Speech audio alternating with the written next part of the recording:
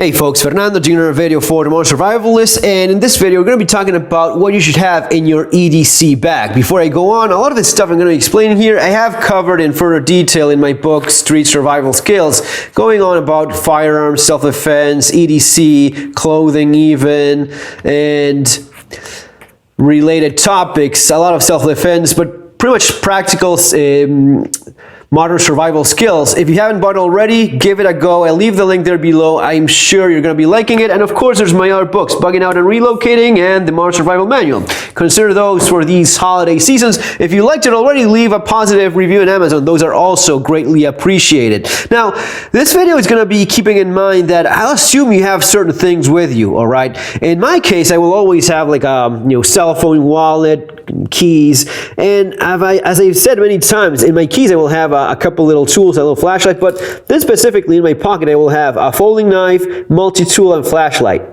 Right? If you don't have these, well, these are your first line of defense. The stuff, and again, this is the stuff I explain in the book, how this works in layers, how your mindset is your foundation, then the things you do has to be physically capable of doing stuff, then that's also greatly important, but also in terms of the clothes you wear, the decisions you make in terms of the footwear you wear as well, what you have in your pockets. When everything is lost, what you have in your pockets is likely to be the only things you will have to work with. That's why I've insisted over the years so much on the pocket EDC. This is the stuff that if you end up losing whatever bag you have with you, your pocket EDC will be there when you need it. So I'll assume you have a folding knife, a multi-tool, and a flashlight. If you don't have those things, consider start carrying them or integrating them into some of your EDC, like in your keychain. You can have a little Victorinox tool and a little flashlight.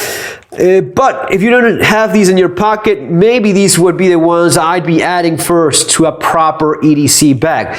Yeah, this is a coin, a Morgan silver dollar, just a pocket piece, but just keeping it in terms of what I had in my pockets just right now. Now, in terms of EDC bag, this of course starts with the bag itself. And what you have is a few different options. You can go with a more typical backpack, something like that, which allows you to carry more stuff.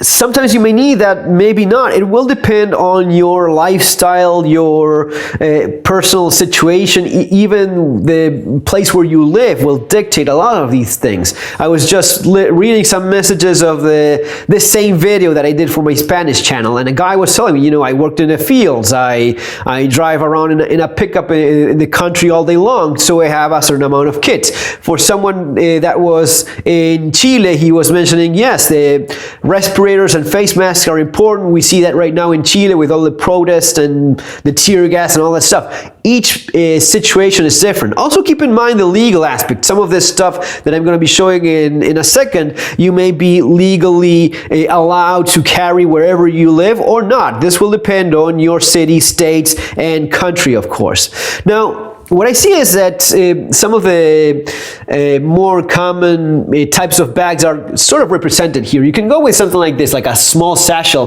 This is something I've actually used for many years in Argentina. And I'm warning you now, this video is going to be a little bit longer. Sometimes you just have to go that way, because if not, you cannot go into the amount of detail that some of these topics required. So for many years, I had something like this with me in Argentina. I was just, working in an office. I didn't need to carry a lot of paperwork or a laptop or anything like that, so I went pretty light, and this allowed me to do that. Some people may like the idea of having a fanny pack, even though they're kind of ridiculous. They're kind of practical as well, so I'm not judging anyone. Maybe one of the more practical bags I've had over the years is that messenger bag there, the North Face. I think it's called bomber bag for whatever reason, and it's very tough. It's made like of PVC, and it has a zipper going all along the flap there, and it's waterproof, it's sandproof. If I'm going anywhere that's raining a lot, lots of humidity, or beach, sand, that sort of thing, that's the one I will go for. Another one fairly popular at least that I've liked is the saddleback leather briefcase over there. It's very fancy, looks awesome, but it's kind of heavy. It's fantastically well built. They're kind of expensive. And talking about expensive, I'll leave the link for a lot of this stuff below in case you want to purchase it in Amazon. As always, it's from the affiliate program. It's going to be helping with the channel, which again is also appreciated. In terms of backpacks and that sort of thing, the backpack allows you to carry more gear. Sometimes you actually need that, sometimes not so much. But it is, yeah, sure, it's maybe the most popular choice for most people, especially because it allows you to have your hands free. When you have something like this, a messenger bag or even a satchel like this, it's kind of hanging in your shoulder, and you don't have as much freedom of movement. A proper backpack is more practical for that sort of thing. And again, you have more space. Now, in terms of backpacks, you can go with something like looks a little bit more tactical with Molly and all that stuff. I like both of these. The thing is, this is for me more gray man. This is something that wouldn't be out of place in a work environment, in an office, that sort of thing. What most commuters would have with them. That is kind of, that kind of looks like a wannabe militaristic, something tactical. So even though I like it because it has lots of pockets for organizing stuff, this one has lots of pockets as well. It doesn't look as out of place, and it's more of a gray man thing. All of these for their specific role are adequate. Now let's get to it, and I'm going to be showing a few things, and keep in mind there's different variation of those same things. So for example, if I'm talking about cordage, you can have a small amount of it, a little pile like this, a bit more paracord or less. It will depend on what kind of bag you have and whatever needs you happen to, whatever your needs happen to be, all right? But let's get to what you have in the bag. Number one would be having a proper water bottle. This is a stainless steel clean canteen. It is tough. It is pretty resistant. I have several from different brands. Clean canteen is a safe bet. This is what I've had over the years. This is what my kids use for their school water bottles as well. And they're pretty tough. They're very durable. Yeah, kids are quite terrible for this stuff and they beat the crap out of them. But being stainless steel, you can just hammer it back into place. A water bottle like this, you can refill, it's not going to be breaking, and you can even cook in this thing if you have to, so that is an advantage. One of the things I did, I don't have it here, but one of the things I did is I bought a few spoons, larger ones, but being so large, the paddle is a bit big, but hammering a little bit, flattening on the sides, the spoon fits and it reaches all the way down. And you just keep the spoon with you in case you have to use it for cooking, preparing food, and digging in using a spoon. Just a little tip to keep in mind. So water bottle, yes, and you're going to be drinking water all the time. Throughout the day, like any other normal human being. It's a basic necessity. But also if you have to, wash your hands for whatever reason, or like the guy from Chile was telling us, was telling me in the comment section how with the protests, with all these things going on, if you have to wash your face a little bit, if there's a disaster of some kind and you have to wash your face, your hands, having water is a pretty good idea. Then I would suggest going with first aid kits. And here you have a bunch of different options. Maybe the more minimalistic would be something like this, a small tin first aid kit, right? A little bit of a C-lock hemostatic gauze and tourniquet. Now these three are rather compact, they're not expensive. Well, C-Locks it's kind of expensive. It's probably the thing that's maybe costing a little bit more, but it's stuff that may save your life. There was this incident in Argentina where a tourist from a Swedish tourist, he got shot in Buenos Aires. He got shot in the leg. Now, for all those ballistic experts out there that would think that a shot in the leg means nothing, this guy nearly died. He nearly bled to death because of that shot. Fortunately, a woman, I think she was a psychiatrist of all things, she was just walking by, she saw what happened and she rushed to help him, and using her t-shirt, she performed a tourniquet and saved the guy's life. But his leg was beyond repair and they had to amputate his leg below the knee. That's what happened when real bullets fly and people get hurt for real.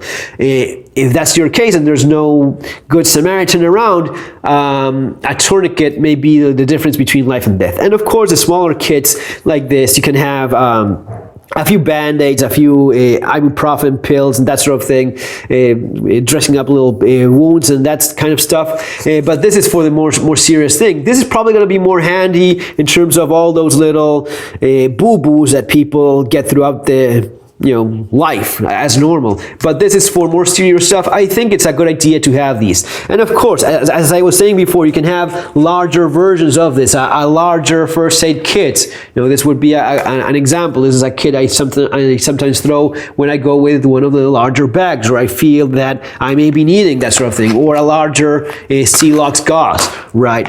So keep that in mind, adapt this to whatever personal circumstances may apply to you. Notepad and a pen, sure, just for writing. Can you use this for stabbing people in the eye? Sure you could. There's probably better stuff that could be used for self-defense that we're going to be getting into in a second, but the mentality is the following. If you're going to be carrying a pen, carry a solid one. Something that if you ever have to use it for self-defense for whatever reason, it is solid and you can use it as such. This is a Zebra F701 pen. Just a solid metal pen will do. And a notepad for, taking notes, writing stuff down. Like, I'll get carried away here in a second, but maybe I'm just watching it right now. Have a multi-tool, for crying out loud. I just do not understand how people go throughout their day without a multi-tool. These things are fantastic. The little mini champs, or this is the manager. The manager, I just posted about it in my website. This is very handy for such a compact tool. This is larger. I'm not going to be trying to argue against that point, but this is so much more handy and useful when things, when you need a real tool, when something happens and you need a real tool, pliers, when you need a saw file, when you need something like this, it is, there's no replacement for a good multi-tool, just priceless. Going on in terms of what else I have in here, battery pack. We all have our cell phones. You use them throughout the day. Usually a cell phone will last throughout the day.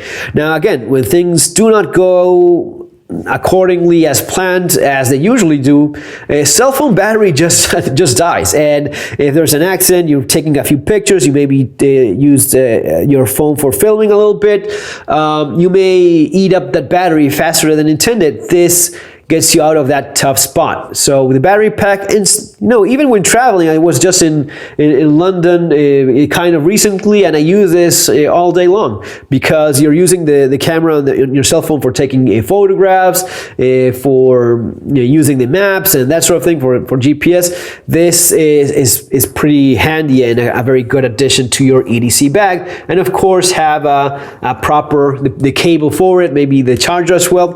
Be smart about it. Combine things. For example, one of the things I've talked about in previous videos is that how with these flashlights, this one can run on both a AA and a 14500 lithium-ion batteries. And there's some of these batteries that have an incorporated micro USB port. So if you have the proper cable, you can use this same battery pack so as to charge your everyday carry flashlight if you ever need that. So that's a pretty good way to go about it. Just Kleanex for, typical stuff you would be using those, but have them. So a lot of people don't have it and they just rush to the toilet. Alcohol hand sanitizer. This is kind of a big deal. Why? Well, I see a lot of people that don't use it when having lunch in restaurants, the street. I don't see all that many people get up to wash their hands, especially in fast food places, but you really have to wash your hands. I was explaining in the Spanish version of this video that it is something that's even more important in warm climates. If you're in Florida or some other warmer state or warmer country, virus, bacteria, it all survives a lot more in surfaces. So for example, when using an elevator, opening doors, or whatever you're touching that's in a public place, there's always a risk of getting something. And this goes a long way into avoiding all of that. Now in places like South America, Latin America in general, where sanitation is not as good as you'd like it to be, where there's a lot of poverty, where there's a lot of, problems regarding public health in general, you want to pay attention to these sort of things because you can catch something a little bit more nasty than just a common cold. So hand sanitizer, yes. And you can use this for disinfecting, maybe a wound, starting fires. Alcohol gel is actually a good addition that more people should keep in mind. Sabre Spray, this is a tiny one. Get a little bit of a larger one. I like the fat little can that is a little bit thicker than this one. But if not, at least have something. Have one. This has to be one of the best tools for self-defense for the common guy. If you cannot have a concealed carry gun with you for whatever reason, and that may be because of legal restrictions in your country, in your state, because you simply do not trust yourself or your family members with a firearm. I had someone send me an email once, said, I live with my brother, and he's he has mental problems, and he's suicidal. Someone that could commit that kind of thing. Everyone has their own stories, but basically Sabre Red is a good way to go, and this is quite good stuff. Most police officers will tell you this is pretty effective at stopping attackers. Check the expiration date, make sure you keep it updated, and actually test it, because these things need pressure so as to actually work. Every once in a while, every couple of months, give it a little 1 second burst to see if it's working, and make sure to check that every once in a while. What else? Well, food is really not that much of a big deal. Again, this is an EDC bag. This is not a bug out bag. A bug out bag is specifically intended so as to get you from point A to point B. It's the kind of bag you have in your home if you ever have to evacuate, and along with a proper plan, it is what you're going to be needing so as to go for 20 miles or 200 miles or God knows what. It will also depend on your own circumstances. If you have a vehicle ready, if it's parked outside, if it's in a separate building, if you keep kit there, and that's part of your plan if you ever have to bug out. This is not that. This is an EDC bag. This is really what you have with you all day long. And it may be that, for example, for me these days, in all honesty, I'm not carrying an EDC bag with me these days, because mostly I move around with my car, and at this time in life I find myself usually very close to my vehicle, wherever it is that I'm going. Now, if I'm traveling, doing a little bit more walking, I will take one of my bags, depending on what I need. If I need something bigger, I'll go with a larger bag. If I need something more handy. The advantage of these smaller bags, the satchel and the messenger bag, is that it's easier to reach for stuff that you have in there. So that was something I liked for these type of bags in Buenos Aires. If you have anything you want to be reaching for fast during an emergency, these kind of bags are more practical than the specific backpack. Okay, so going on. Yes, in terms of food, food is really not that much of a big deal for an EDC bag. You may want to have something like this, a little protein bar, energy bar, but really it's more about having water. Water is essential, and you're going to be needing water every few hours. It's a big deal. Food, not so much. You can go a day without eating, and you're not going to be handicapped or incapacitated or diminished in any way because of lack of food, for going without food for a day or two. It's no big deal. But something like this gives you something to munch on if something happens. Try to keep it and not eat it. Keep it for an emergency. Rotate it before it expires, which this thing, well, it's still good, 2020, but keep track of that. Eat it before it expires, even though I'm sure it's going to be good for a little time after that. Face mask, respirator, collapsible. This is a 3M FFP3 respirator. This is N99, I think it is. So it's one of the higher rated ones. I have several of these. they're good, collapse nicely.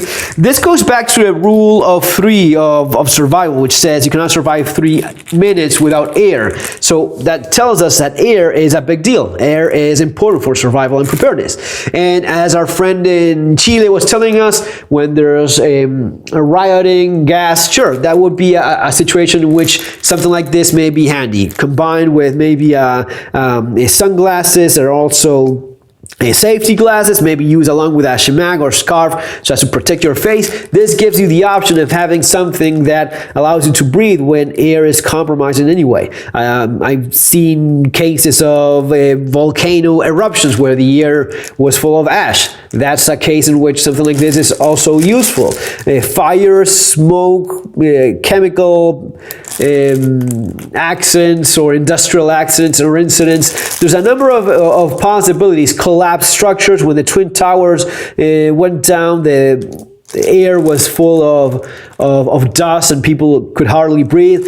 And some of these things you can combine. And you can. One of the images I will always remember from the Twin Towers when they went down was people rushing into stores, getting a bottled water to wash their faces, with their faces full of dust and ash. That may be a situation where water can be pretty important to have. And again, the ability to breathe when the air is not as clean as you'd want it to be. A little bit of cordage. Here, again, this is the compartment where you keep more of a survival type stuff. Cordage, one of the things I realized is that it's pretty easy to have a good bit of cordage with you and not be bothered by it. A hank of 550 like this, it just disappears in your bag, even smaller ones. For something as tiny as this, maybe something like this. This is Technora. This has the same strength as a 550 paracord. Now, keep in mind, 550 paracord is not climbing rope, right? That's a breaking point for paracord. A proper climbing rope is going to be 10 millimeters to 11, 12 millimeters even, and it's capable of taking 10, 20 times the weight of a climber. This is not for climbing. If a building is burning and I have to use this, yeah, if I have nothing else, I'll go with something like this, very carefully so. But this could be used for lowering a child that is much lighter than an adult, and this will probably get that job done. You can double it for extra strength. This gives you, cord gives you the option, and in survival, we all know that cordage is very difficult to improvise. Yes, you can make some from natural fibers, but it's never going to be it will never be as tough and as good as proper cordage, especially something like this, like 550 paracord or the more advanced stuff. Cordage, have some. You'll be glad if you ever need it. This also depends on your own situation. For example, in colder climates, I would definitely like to have, and even a more compact bag like this one, I'd like to have a space blanket. This gives you something so as to improvise shelter, stay warm in colder climates. In warmer climates, may not be as much of a need. In more wet climates, you may have maybe a rain poncho instead of something like this. Adapt this to whatever situation applies to you. Spare batteries. Yes, this is a good idea. I usually have a few in my different bags. Lighter. Yes, one of these big tiny lighters, or the Jeep ones. There's different type of lighters. Big is a good bet, and in this case I have it with a little bit of orange duct tape around it. So I don't have a ton, but I have a little bit of duct tape, which can be handy at times. Again, if you have a larger bag and you want to go with a little bit more duct tape, go with one of these flat rolls, very handy. Or maybe a nicer metal one like this clipper, but the point is this, have a flashlight in your EDC bag, a lighter in your EDC bag. Again, basic of survival, the ability to start fire. We're covering that with it. What else? An old coin from Argentina. This is worth nothing. Headphones. These I have in my different bags, in my jackets, even in my pocket at times, because my cell phone works as an FM radio as well, but it uses the headphones as an antenna, so I like having that. I think we're pretty much done. Yeah, that's all of it. Again, you will adapt this to whatever specific needs you may have, but you get the basic idea. If you find yourself needing maybe a larger knife, you can go with something like this instead. That is, keeping in mind that maybe the folding knife that you have and your multi-tool, they may be enough for most people, especially in an urban environment. But if you find yourself often in outdoors, more rural places, maybe you will want to have a proper fixed blade knife. Glock knife is a good option, but basically, again, having a knife. And let's check if I'm just forgetting anything else. Here, nope. I'm sure you kind of get the idea of it, different. If you want to go with something lighter in terms of bottles, a plastic one instead. I like the idea of having metal, but that's also an alternative. And of course, if you have a concealed carry gun with you, spare magazine, no matter if it's a semi-automatic pistol, where and when legal, of course, or a revolver, you will want to have either mags or speed loaders so as to have more ammunition for your gun. A larger flashlight in some places, yes. And again, these are things I adapt myself. If I travel to a certain place, a certain area that's more of a cold climate, you adapt these things. If you're going to a place where it's more outdoors, a larger proper flashlight, you will make these tiny adjustments depending on what you need. Guys, I hope you'll enjoy this little video. It went on for a little bit more than intended, but you kind of get the idea. Be smart about it, have the basics, but don't overdo it. I often see these videos where a guy is showing a huge backpack that we all know he's not carrying that with him all day long. This is something that most people will not have that much of a problem carrying around all day, even in maybe a work type of environment. A bag like this, you will have a laptop and some of those compartments in your briefcase dedicated to this type of gear, and you organize it so as to have it accessible as best as possible. Folks, I'll leave a little list of all these things, so that's easier to keep track of, with the links for the stuff in Amazon if you want to fill a few holes in your gear. That's going to be all. See you on our next video. Have an awesome day.